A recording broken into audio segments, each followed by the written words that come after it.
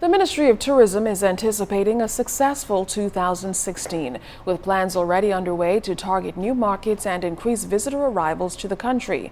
Director General of Tourism Joy Jibrilu said in a statement, the ministry will actively pursue opportunities in Latin America this year. Additionally, an agreement has been signed with Eastern Airlines in hopes of getting more airlift out of the U.S. With 3 flights from China into L.A. bringing 900 passengers daily, Jibrilu said this is something the Bahamas can tap into.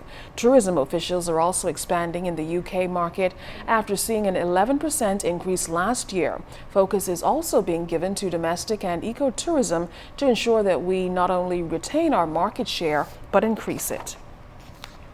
Fee increases on tap for cable subscribers in the coming months. Fern Carey tells us residential and business consumers will be impacted.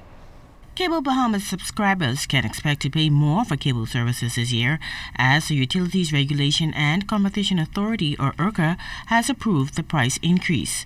The utilities regulator indicated in a release that they have approved an $8 monthly price increase for residential subscribers from $30 to $38, while Business Prime commercial subscribers will have to pay $14 more for the service from $50 to $64.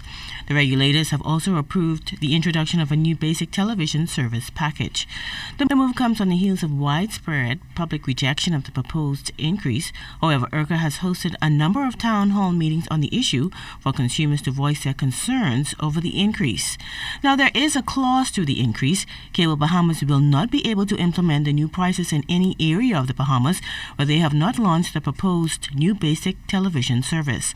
And any further implementation by CBL of the Rev TV Prime package in any new areas will require a new application and URCA's further approval.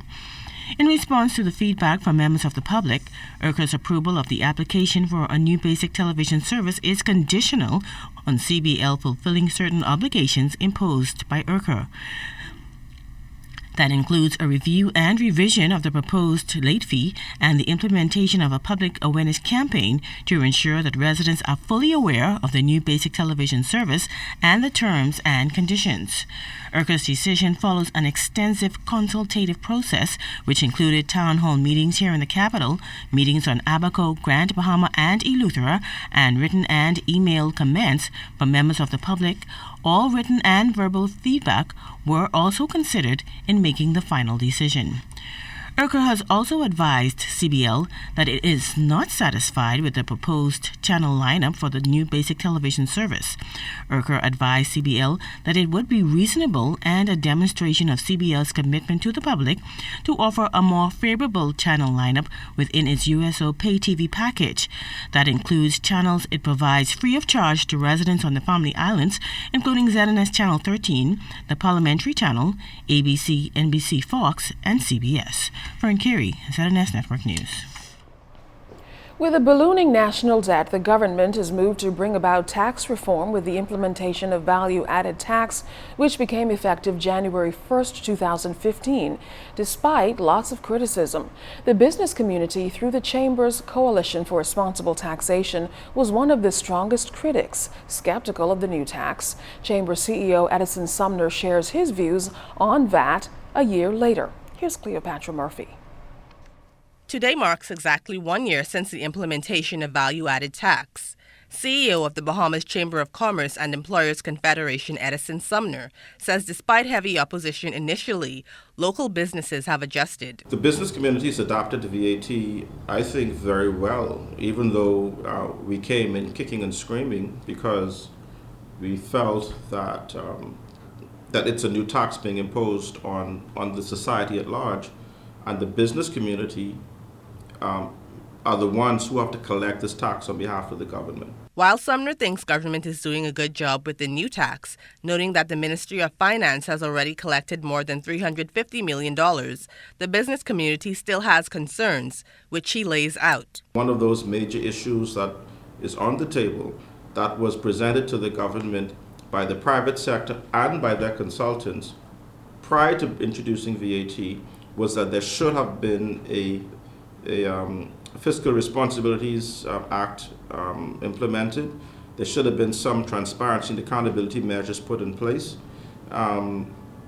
That has not happened. Sumner says government has to live up to the promises it made to the private sector to maintain trust. Prime Minister the Right Honorable Perry Christie announced in his mid-year budget communication that consultants were to put together the Fiscal Responsibilities Act, but that remains outstanding. Everyone in the private sector, most of the businesses, even those who weren't required to do so, have registered for VAT. So we're all VAT registrants. We're all collecting the tax on behalf of the government.